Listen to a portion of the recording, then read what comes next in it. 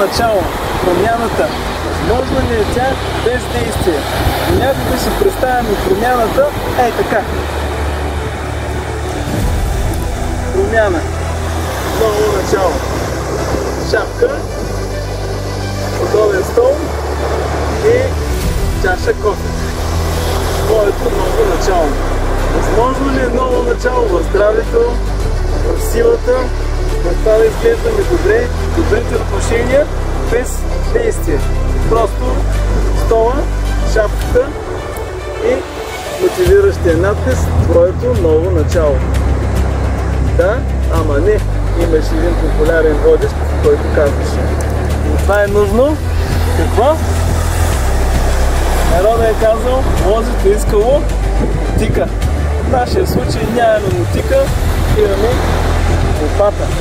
Затова вкарвайте лопатите и здраво копаене. Тогава може да имаш ново начало в здравето, ново начало в финансите, ново начало в отношенията. Твоето ново начало иска усилие.